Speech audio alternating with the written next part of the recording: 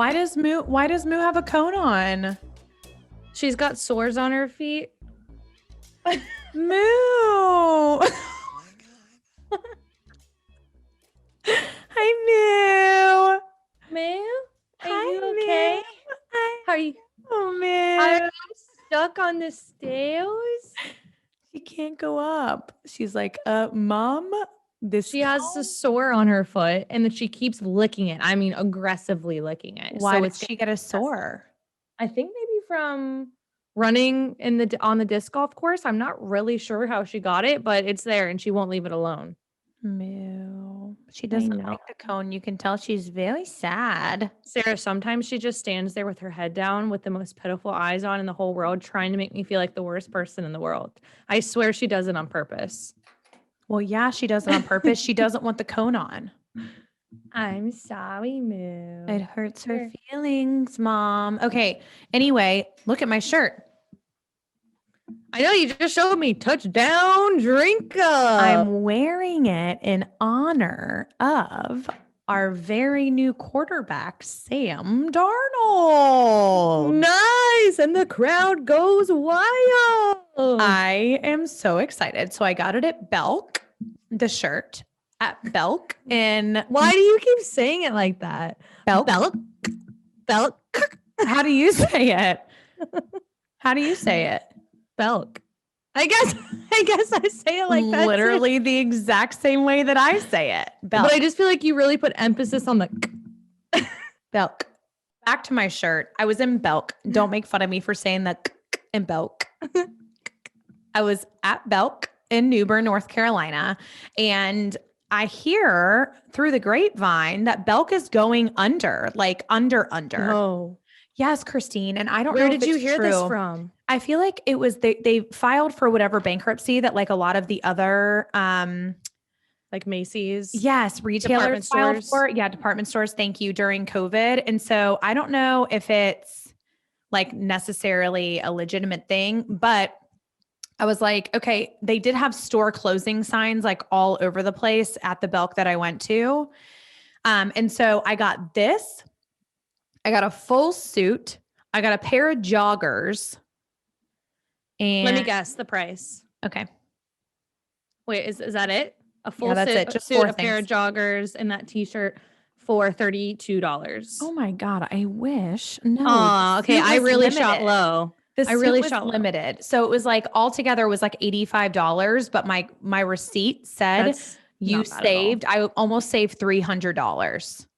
I know. This is why I love Belk. I know. It's absolutely amazing. So I'm pretty sure I got things that were like buy one, get, like I think the suit was buy one, get one free. It was already marked down. Everything was crazy on clearance. So I got the shirt and I'm like, well, I'm sure there'll be a perfect time before football season for me to wear it. And here we are.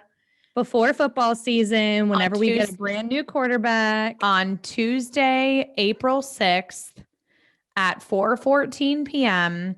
And it was just 24 hours ago that a very shocking notification from Bleacher Report came across my phone, and the Carolina Panthers signed Sam Darnold from the New York Jets as our new starting quarterback. And I needed a little bit of time to digest, right? We had a few of our followers who DM'd us on Instagram and they were like, thoughts, what do you think? How are we supposed to feel? And I'm just like, you need to feel however you want to feel. But it took me 24 hours to really digest and kind of get a handle on who Sam Darnold is, because we didn't really hear much about him because he was playing for the Jets. Correct. And so he was not equipped with the tools that he needed to be a good quarterback. Yes, exactly. And what's really cool, Christine, is okay, so he's still in his rookie contract, and rookie contracts are notorious for being much less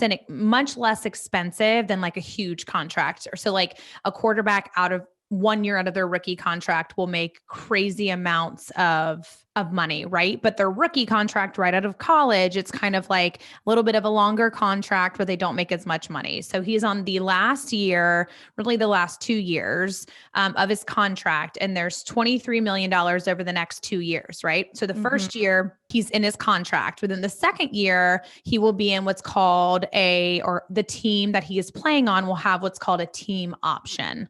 Now there are player options and there are team options, right? So this is right. So the player option means the player has the option to stay or to go into free agency for that last year. The team option is the team has the option to keep the player for the last year or release that player into free agency. So who decides whether he's team or player? Option. It's all in his contract. So his agent and him negotiate the contract with their team, whatever. So at the time it was with the Jets, right? And they said, it's a 4-year. I don't know the actual terms of his contract, but let's say it's a 4-year deal. But the 5th year team option. And so Sam Darnold at the time and his agent were like, yes, we sign it. And now the Panthers will be taking on the rest of his contract. And we have one more year of his actual contract. And then the last year, which will be in 2022, will be a team option. So I'm pretty sure the Panthers have already come out and said, we are going to go ahead and exercise our right as to have the team option to have Sam Darnold for the next 2 years. So it gives him a little bit of time, right? It's not just saying, similar to what we to prove yourself with Cam Newton. Nice, Christine. You are learning. I saw it all up here. Yes, you are so smart. So anyway, he's got 2 years. That being said, I needed to do a little bit of research on him, right, to see if I agreed with this trade, because the Panthers really didn't give up much. I think we gave up like a 6th round draft pick and a few future draft picks. But apart from just taking on his contract, we really didn't give up much, right? So how good of a player is Sam Darnold? So did you watch any of the Jets games last year? I mean, not really. I've watched a couple of Jets games. I have a really good friend from college who's a huge Jets fan. And I love to keep up with him because it's so like watching it from the perspective of a Jets fan, you can just see how frustrating it is to be a Jets fan because they're just so chronically bad. Right. Okay. So is that Sam Darnold's fault? Is kind of what the mindset that I went into whenever I went to look for him? Because for those of you that are just tuning in, this is episode 26. First of all, shame on you. Just kidding. But second of all, you should know by now that Christine and I are huge Carolina Panthers fans, right? So this isn't just huge national news. This hits very close to home because we are both from Charlotte. I, Sarah, am currently in Charlotte, right? We've had season tickets for the year that we were 15-1. Christine and I live within walking distance of the stadium. So needless to say, we're huge Carolina Panthers fans. So when I say we, I mean Christine and I, but also we as Carolina Panthers fans. So I go and I'm looking into Sam Darnold, and there was, one big glaring negative of a stat that I can't let go of. What? And it is, he has 45 touchdowns with the Jets, right? At 39 interceptions. Wow. So the question is that because he is just that inaccurate, or is that because he didn't have the right offensive linemen, which are those big guys in front of the quarterback, you guys, that protect him? Which he didn't. Right. So they didn't do a good job of protecting him. So he was constantly rushed. And then he didn't have the assets, the receivers to catch the ball. Maybe they bobbled it, they were tackled, and they bounced it up into the air and it got intercepted. So without actually looking at all 39 of those interceptions before we got on, I don't know if that's a Sam Darnold issue or if it was a weapons issue from the Jets of why he threw so many interceptions. I mean, I think that from the very start, the Jets just did not equip him with the weapons that he needed to excel. It's hard to kind of put, with interceptions, it's kind of hard because it's like, okay, well, he obviously just threw it to the wrong player, but he didn't have anybody to throw it to. He didn't have an offensive line. There was horrible coaching. Yeah. There's no running game. Right. It's hard to put all the blame on the Jets, but it's also kind of like, whenever you think about the big picture, it seems like the Jets are the problem. And I do think that whenever Sam Darnold comes to the Carolina Panthers, he's going to have the weapons that he needs to excel. And also the coaches, right? So when you say weapons, when Christine says weapons, what she means is exactly what we were just talking about, right? So the linemen, the ones that are going to protect him so that he doesn't get tackled, the wide receivers, right? So the people who are going to be catching his balls and are going to be, strong receivers so that they're not bobbling, popping the passes up, not running their routes the correct way, which is what was happening at the Jets. And last but not least, one of our favorites, which I know I've definitely talked some up and downs about. I think I said that I would be more than happy to trade Christian McCaffrey if it meant that we were going to get a really good quarterback. But in this case, we got a really good quarterback and still get to keep Christian McCaffrey. So Sam Darnold is only going to have amazing receivers, which he does have a history with Robbie Anderson. I don't know if you knew that, but Robbie Anderson, one of the biggest receivers for the Panthers, used to play with him at the Jets. And our offensive line. So we still have the 8th overall pick in the draft this year. And so I can see us kind of going one of two ways, right? I think we could potentially pick an O lineman in the first round, which would be a huge statement to say, all right, Sam Darnold, you're our guy and we want to protect you. And we don't want any excuses, right? We don't want That's what I'm hoping is going to happen. Yeah. I hope that they come through and just you think it'll happen in the first round though? Cause I feel like that's not really I don't know. We'll see. What a lot of people are saying is that we're still going to get a quarterback. So we'll have a young quarterback that's fresh out of college. And, for the 2 years that we have Sam Darnold, our quarterback that we get in the draft will be behind him, learning from him. And go ahead and get rid of Teddy's, I don't think there's really any, as the Yesenia said on our story, Teddy Bridgewater is water under the bridge. Nice, Yesenia. That was the best. So anyway, yes. I mean, there's so many different places that have been discussed that Teddy Bridgewater is going to go. I think he's going to go be a backup quarterback somewhere. I don't think he's going to start for a team. He was definitely just in Carolina for a transition year.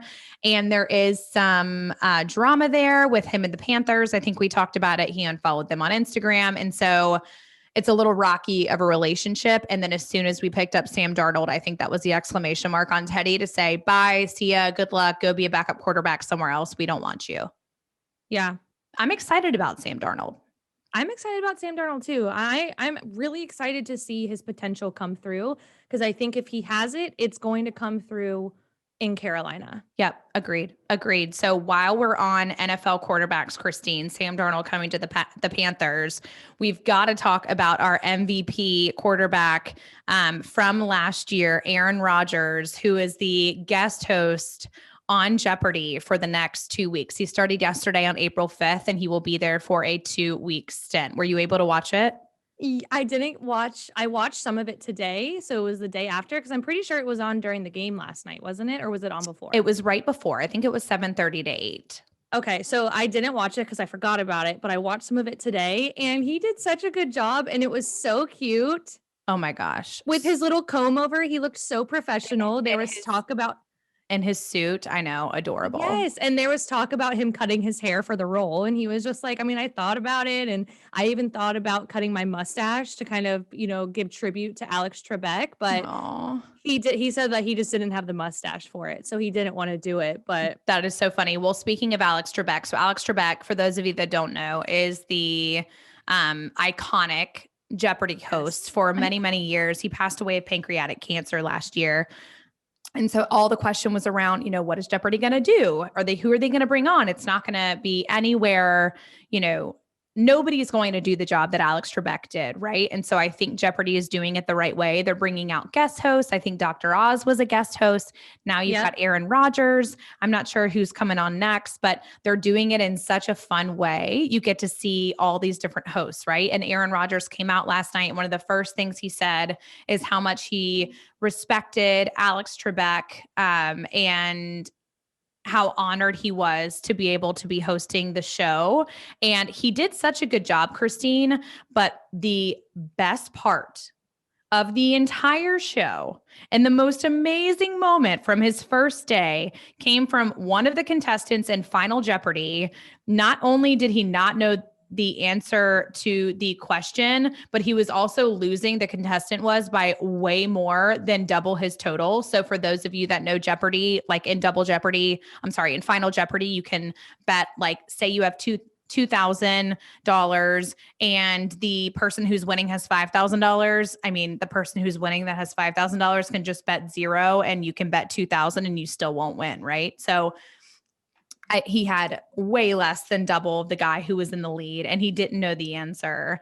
And so I don't even remember what the question was, but the answer that he wrote on his little screen that like came up on the TV screen was, who wanted to kick that field goal? And he threw straight shade. I could not stop laughing, Christine. I was honored too, because I had a couple of people text me last night like, wait, what are they talking about? What are they talking about? And as a reminder, do you want to give everybody a reminder of what that guy meant whenever he said who wanted to kick that field goal?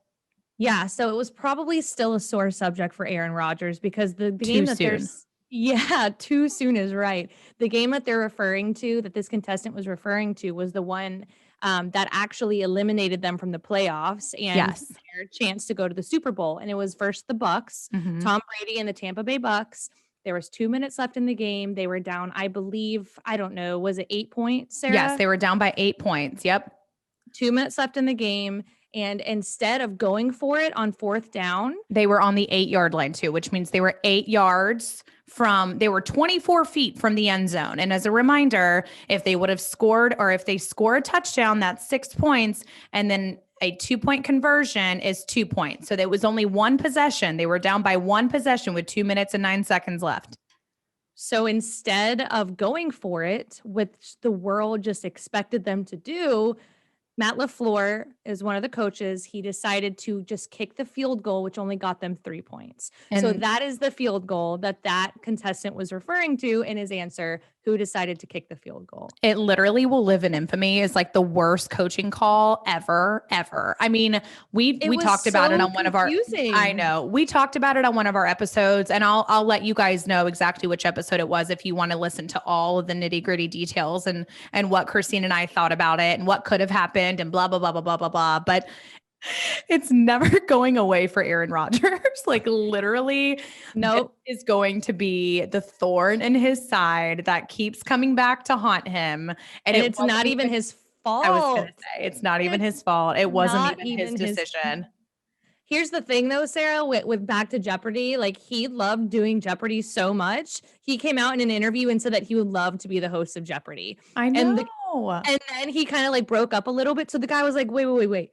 Just for the record, you were confirming that you want to be the host of Jeopardy. And he was like, yeah, I would love to be the host of Jeopardy. Oh my gosh, that is so cool. How fun would that be? I mean, I know. And what a plot twist, you know, like most players, when they retire and they're done playing football, they go on to broadcasting or something like that. You would never in a million years guess that Aaron Rodgers, one of the greatest quarterbacks of all time, would retire and become the host of Jeopardy. But I mean, I kind of love it.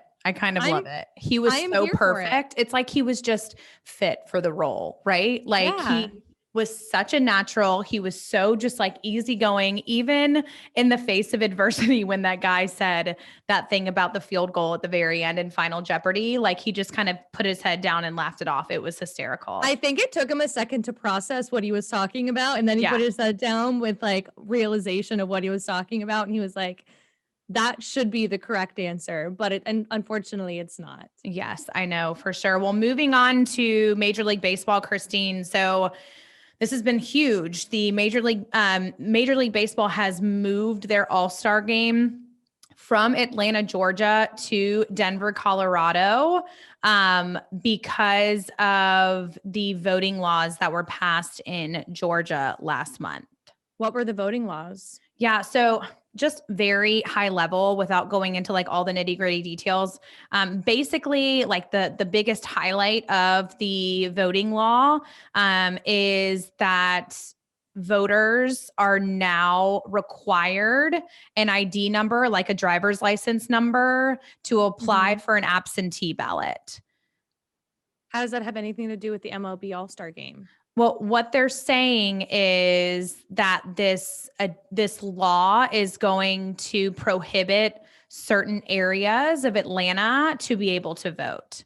So it's kind of like adding an additional layer of like requirements to vote. And so for, these not so wealthy parts of Atlanta that were, wanting absentee ballots are kind of being like squashed because they're not going to have a driver's license number or some sort of an ID number to apply for and get an absentee ballot. So it's kind of, it's looked at as voter suppression.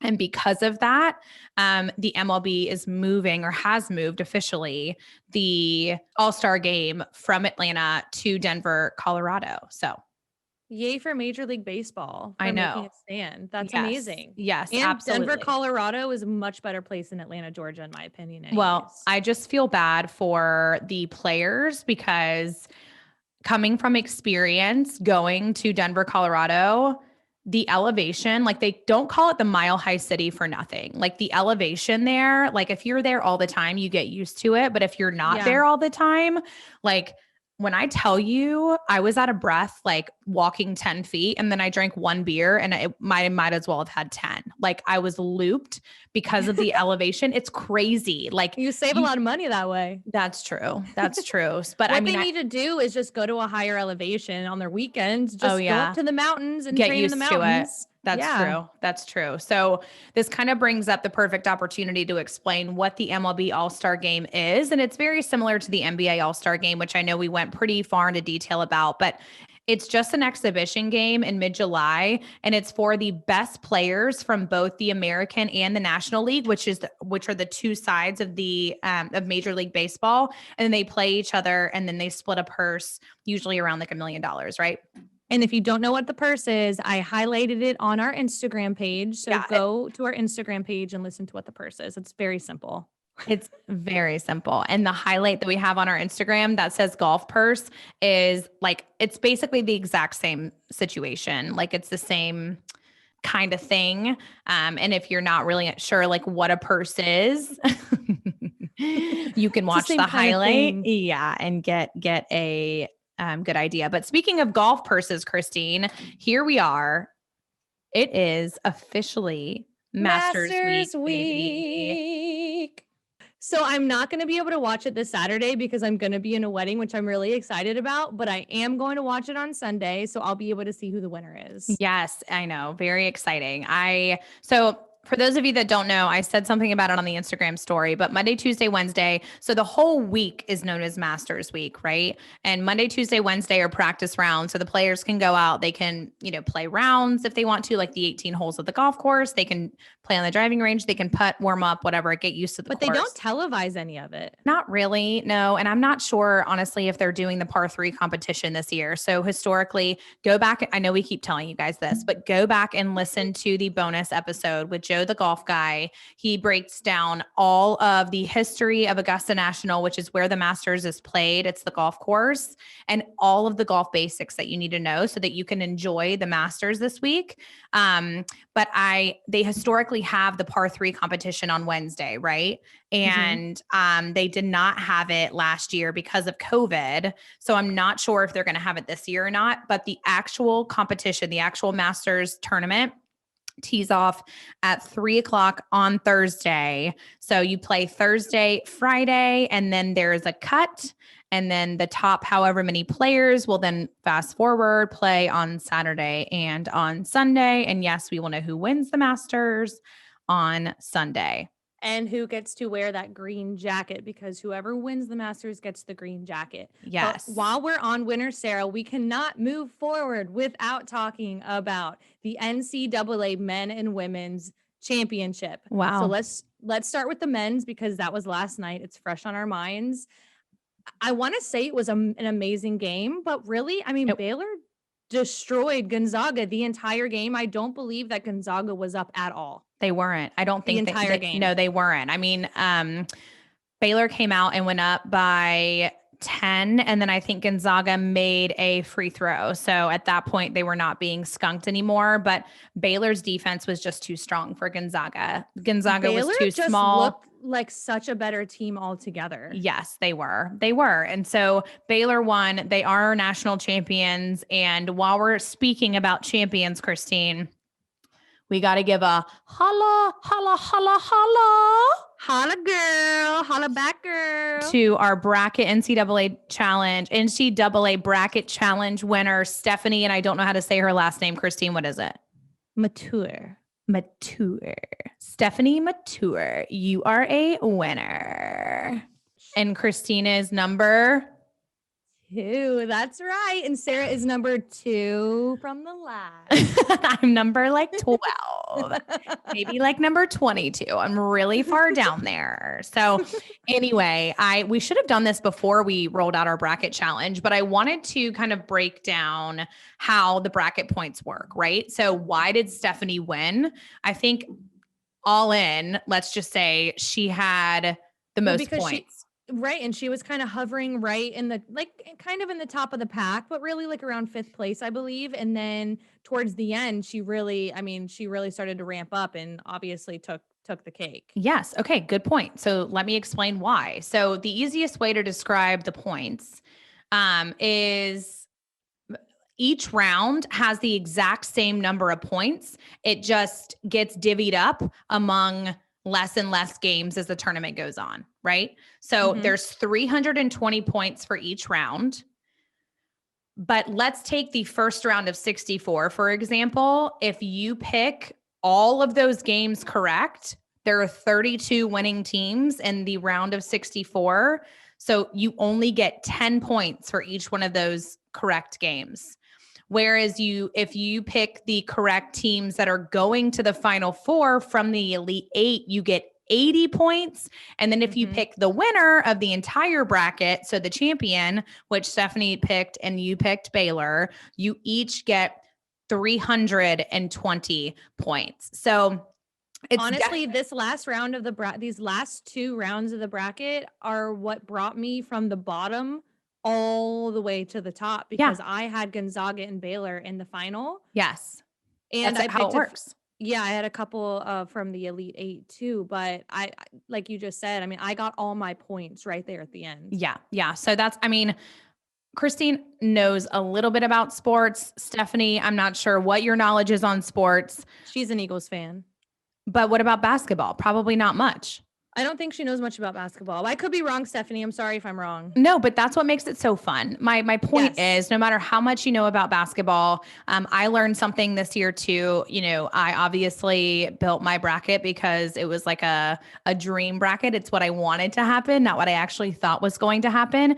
And so what I think I'm going to do next year is have everybody be allowed to have 2 brackets, not just one. And you can do like a fun one. So like my Virginia Tech one in La La Land would have been a dream bracket. And then I would have done like a more realistic bracket. Yeah. I think so that's everybody, a good idea. Yeah. So everybody can have one. But that being said, if you're listening and you're like, I don't know anything about basketball, literally that's perfect, because you don't know, it makes you watch it. You have so much more fun. Rebecca Painter, your friend, like I'm pretty sure she told us she picked based off the colors of the teams.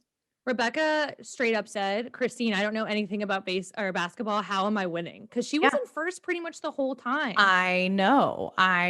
So anyways, again, this is your reminder. We will remind you again next year. If you did not fill out a bracket this year, we will allow you 2 for next year. Fill out a bracket for next year. While we're talking championship, Sarah, we have to talk about that women's championship that happened the night before the men's, because that came down to the buzzer.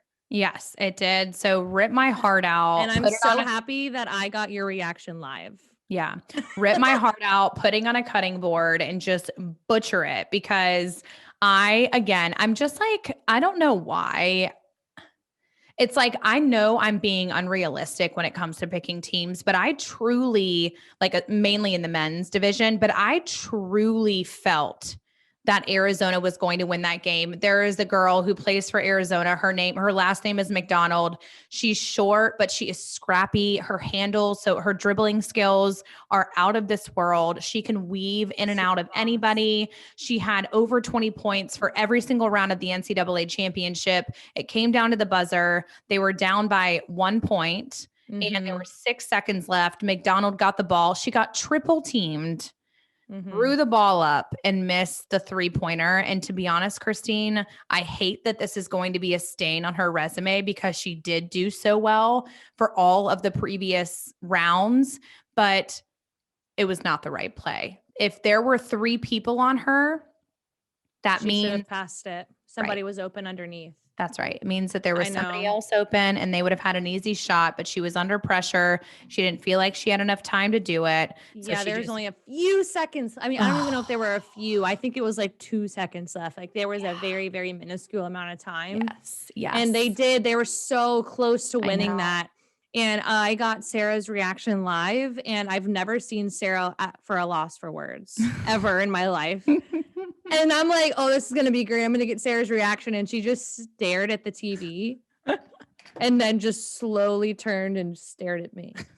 Like, no. I didn't know what to say. Like, I was like, it was very similar to the UCLA Gonzaga game from the night before, where it was just like, I mean, he made that half-court shot to go into the final, and I just like stood there next to the TV with my mouth wide open, just like I have no words. Like I absolutely have no words. It was a very similar situation. That being said, congratulations to Stanford.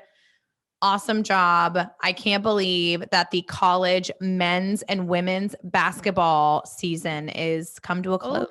I know. March Madness is such an exciting time. It's always like a little depressing whenever it's over. I know. It's crazy. But with college basketball on topic, Sarah, we should go ahead and mention that Roy Williams, who is the coach of UNC for 33 years, you guys, 33 years. He's been the coach for longer than I've been alive. And Sarah, for longer than we've both been alive. You say that like I'm so much older than you. And Sarah. He's even coached longer than Sarah's been alive. Wow. Okay, that's a long time. A very long time. Yeah, no, she's only 2 years older than me. You're right. I did make it seem like that. But he retired after 33 years. Yep. And he handed his role over to a Black coach named Hubert Davis, who is the absolute freaking cutest man alive. And he loves UNC basketball and is the very first person of color in a coaching role for UNC ever. That's seriously the coolest stat. And I was watching. Okay. So first of all, let's just talk about Hubert, because I was melting into the TV screen the other night, him talking about his love for UNC and Chapel Hill and how his family's grown up there and he went to school there and he played basketball there. And it's like his heart and soul is at Chapel Hill. And what an honor it was for him to get the head coaching job, and just him gushing about Roy Williams and how much he's learned from him and how he was able to relate and chop it up with the guys on ESPN. I mean, he is a phenomenal person. I can just tell from that 5-minute interview that I watched. And I'm so excited for UNC basketball because I think Roy realized with their seasons the last couple of years that they had kind of taken a little dive. They hadn't been, especially this past year. Yeah, as big of a powerhouse as they were in the past. And so I'm excited to see Hubert come in. He's got all new blood. He'll be perfect for recruiting. And hopefully they'll turn things around and be a much better basketball team this year. It'll definitely be an exciting season, starting season for him as the head coach. And I'm excited to watch them. But two, there is a little bit of coaching drama going on outside of Roy Williams. So a little bit of the spill the tea segment for today. It's very coach heavy, but Texas Tech, their coach is going to the University of Texas. Officially? Officially. Oh. They've already replaced him. But why is this a big deal? It's because, for one, fans loved Chris Beard was the coach for Texas Tech. Fans loved him because he's been the coach for Texas Tech for 5 years. He kind of came on and like nobody really knew much about him. And then he completely turned the program around, brought Texas Tech to one final, and then was in the NCAA tournament for 3 years in a row.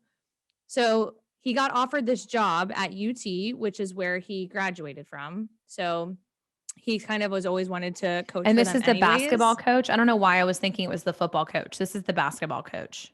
Yes, this is the basketball coach. Okay. Thank you. Yeah. So he got offered a job at UT, which is where he graduated from. And it's a huge deal that he's going to UT because Texas Tech and UT are conference rivals and in-state rivals. So the fans are not happy about it because he's leaving this team that he completely turned around.